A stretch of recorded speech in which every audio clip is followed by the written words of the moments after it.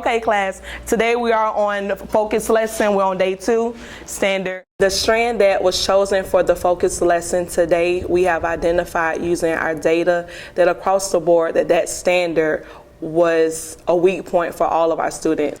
You have about 2 minutes to work on your focus lesson. The purpose of the timer is to get the students familiar with time, because when they take the FSA, they will be timed. And it's used as like a stamina, as a way to get them to pace themselves, to make sure, you know, that they're doing the required material in the allotted time. The difference from here to here? Yes, ma'am. No, like right here. It says determine if the statement about the distance between the numbers on the number line is correct. All right, so we have the distance between 23 and -8. You said it's false. But how do you know it's false? What did you do? I need for you to be able to explain to me. Make sure in your focus lesson that you're explaining to me. Don't just mark true, false. Make sure you're explaining. All right, so John Tavis is going to come to the board and do A. So John Tavis, can I ask you a question real quick? How did you know to use a number line? Because it said the distance between 23 and -8 on the number line is 31. Okay, so because it told you in the question to use a number line, okay. So can you walk us through it, John Tavis, real quick? When it says 23, positive 23, I put 3 dots in between here, so I can go left to go to -8. Okay. All right. So if you notice with his number line, he didn't count 1, 2, 3, 4. He actually counted by tens. Okay. So he didn't have to draw a long number line. So go ahead. So he jumped from 23 and you went to what? -8, right? Okay. So how did you figure it from there? Well, when I did, I counted how many times I jumped backwards. All right, so you went from what, 23 to 0, which was how many spaces? 23? 23. A total of 23, right? Yes, ma'am. All right, so put 23 on the board so everyone can see it. All right, and then you move how many more places? 8. All right, so put your +8. It's 31. 31. All right, so 8 should have been what? True. 8 should have been true. All right. Okay, so we're going to go ahead and put your focus lesson inside of your folder. We're going to go ahead and go into our rotations. We have the 3 rotations. Our first rotation will be the teacher-led. We're going to go over here and start in group 1, teacher-led. I'll be over there to work with you guys. Technology, you can go ahead and pull out your computers that are underneath your desk. Group 2 and 3. In group 4, you have a skill practice 6.1. You can go ahead and pull that out. You guys can work together quietly. The activities that were covered during the rotations today were decided during a common planning with the core teachers as well as the enrichment teachers. And in speaking in our planning, we had discussed what the teacher had taught prior in their lesson. So the lesson that we went over today was a prerequisite of what they learned in the core class, which was solving equations. All right, so today we are on lesson 16, so make sure at the top of your paper, put lesson 16. We are solving problems with equations. The students are grouped based on their scores on iReady, their FSA, and their scrimmage data. Marvin made some candles that each weighed 3/4 pounds. He shipped them in a box that weighed 3 pounds. The total weight of the box filled with candles was 12 pounds. How many candles did Marvin ship in the box? All right, so what is the passage asking us? Yes, sir, John Tavis. How many candles did Marvin ship in the box? All right, so how many candles did Marvin ship in the box? So on your paper, I want you to highlight that. How many candles did Marvin ship in the box? And I'm gonna write on my dry erase board too so we can stay on the same track. What information did they give us? Yes, Asia. They gave us that the candles, that they weighed 3/4 pounds. All right, so it gave us that the candles weigh how much? 3/4 pounds. So on your paper, put candles 3/4. So we have enough information to write us an equation. So let's go back to the probing question. The question was how many candles did Marvin ship, right? Yeah. So now we need to set up an equation. So in order to set up our equation, it's also in your book. It's underneath the model it. The variable that we're going to use is C because we're talking about candles. So the equation you need to have on your paper is 3 over 4C plus 3 is equal to 12. It's the equation you should have. In our equation, we're solving for what? C. All right, so how do we begin the process? That's what you need to ask yourself. How do we begin the process to isolate our variable? What do we need to do? The 3. So how do we move the 3, John Tavius? What operation is this right here? Oh, add it. Addition. So you remember Mr. Jenny's class, y'all learned about the inverse? What is the inverse of addition, Sanaya? Subtraction. Good job. So on both sides, we're going to do what? Subtract 3. So let's go ahead and subtract 3 from both sides. It's equal to 9. All right, so how do we finish isolating the variable? Yes, ma'am. Divide, okay. 3 over 4. Divide 3 over 4, okay. Then 0.75. So instead of using 3 over 4, let's use 0.75. And if you're not familiar how to put in your calculator, just 3, then your division sign 4, and equal. If you need to go ahead and try it, you can. All right, so what is next? We need to solve for what? C. So what's next? So ask yourself, what operation is taking place right here? Multiplication. Good job. And you have to do the what? Inverse. Inverse of multiplication is division. All right, so we're going to divide both sides by 0.75.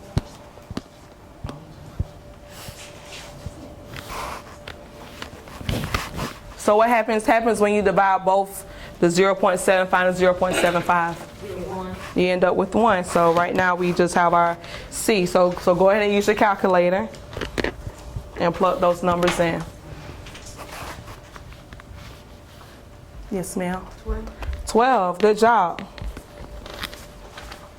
All right, so going back to the probing initial question, how many candles did Marvin ship?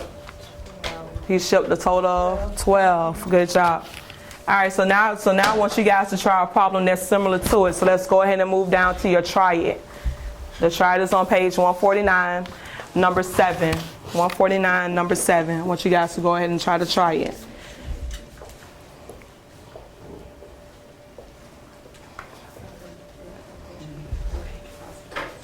Yes, ma'am.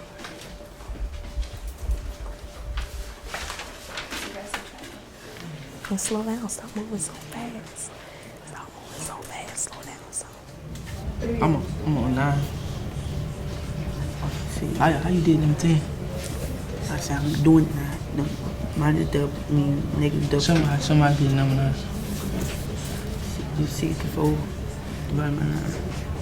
That's 4. That. Oh, that's what I messed up at.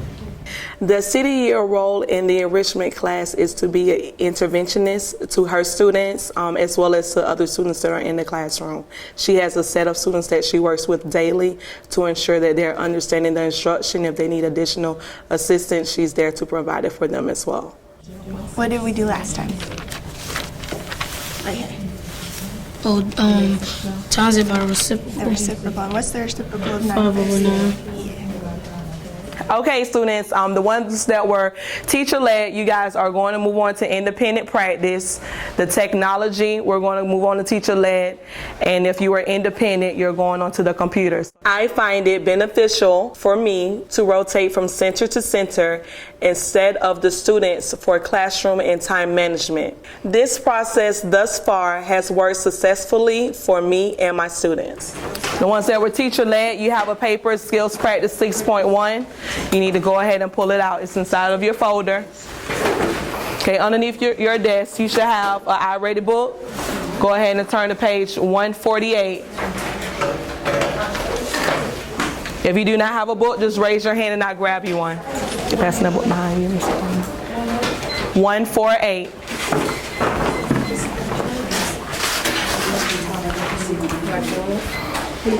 You guys are starting on number 8, okay?